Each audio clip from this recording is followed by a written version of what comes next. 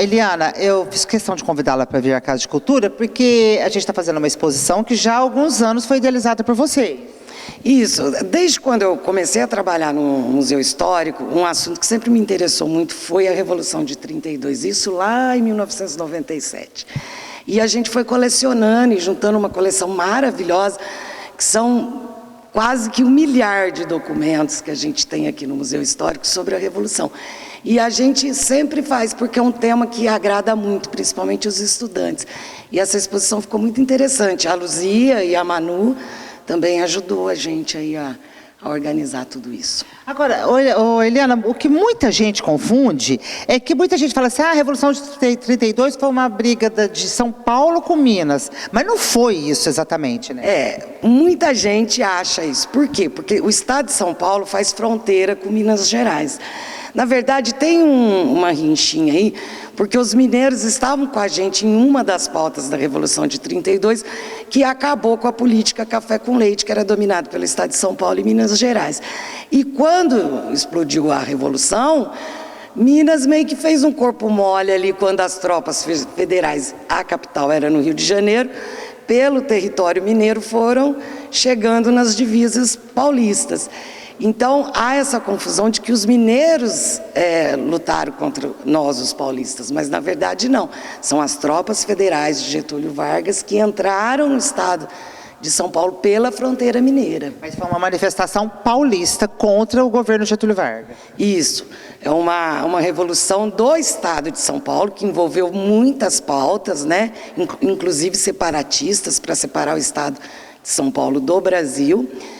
E contra a política ditatorial do Getúlio Vargas. E também foi a partir daí, de 32, que a nossa Constituição foi realmente formulada, né? Isso. O Getúlio Vargas chega, precisa entender esse contexto histórico. Em 1930, Getúlio Vargas chega ao poder, após uma armação política, tirando o trono de São Paulo e Minas Gerais, que era a política café com leite. E ele chega prometendo uma democracia, prometendo olhar pelo Brasil de um modo geral. Só que, na verdade, ele torna-se um ditador e fecha o espaço político para os paulistas, que eram os grandes produtores de café, eram os ricos, né? São Paulo estava em plena pujança. E contra os mineiros. E aí São Paulo se rebela, principalmente a partir de comícios, atos políticos, né, que teve o assassinato dos 4 meninos, que deu o nome MMDC ao movimento, e aí explodiu a guerra. E Mococa, nesse contexto? Mococa teve um fator muito importante. Mococa é fronteira com Minas Gerais, Mococa resistiu, ela foi invadida. Então nós temos vários locais aqui em Mococa, tipo o Barão de Monte Santo, a escola, virou um quartel militar da tropa federal. Então eles acabaram ali no Panelão do lado, eles tomaram posse, e é uma guerra assim de muita propaganda. Então eles soltavam volantes de avião sobre a cidade. Muito marketing. Muito marketing. E o nosso obelisco 9 de julho? Por que exatamente ali? A praça chama 9 de julho, o obelisco foi erguido lá em homenagem aos 3 soldados mocoquenses que tombaram nessa revolução, que é o Benedito Ribeiro, Domingos Giglio e o Roque Peso. A Mococa faz parte dessa história. Sim, Mococa ficou sitiada, eles cortaram a energia elétrica de Mococa por vários dias, era uma loucura. Quem se manifestasse contra o governo federal era preso. O jornal Mococa, centenário, a Mococa, ficou fechado durante esse período da Revolução. E aí, como alternativa, você vê Edgar de Freitas, ele com 17 anos teve que tomar conta dos soldados mocoquenses. Ele ficou como chefe do tiro de guerra para organizar as crianças, porque os órgãos, os oficiais estavam a serviço do governo federal. É muito interessante. E aqui no museu, é importante dizer isso, nós, na época, compilamos toda a documentação publicada na imprensa local, em panfletos, tudo, para deixar à disposição. Então, quem tiver interesse... E essa exposição? Essa exposição, ela traz imagens, fatos e documentos que a gente coletou no longo desse tempo todo.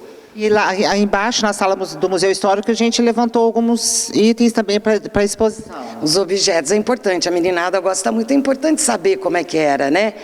Alguns objetos bélicos que as famílias doaram para Mococa, tem peças interessantíssimas. Então é um momento histórico que a gente tem que estudar. Eu acho que ele é tão importante para analisar a história política do Brasil, a história e o desenvolvimento político do Estado de São Paulo, importantíssimos que os nossos estudantes e os professores deem o devido valor, porque as crianças gostam de ouvir essas histórias e saber sobre a gente para construir um futuro, para que isso não se repita mais, né? Nós perdemos a guerra, mas ganhamos o ideal. Em 1934, Getúlio Vargas promulgou a nova Constituição. E sabe o que é isso? Isso aqui é uma matraca. A Eliana vai explicar melhor para vocês. Conta aí, Eliana. A tropa paulista era muito simples em armamento. Nós não tínhamos armas para combater. Então, a criatividade paulista criou essa matraca que simula o som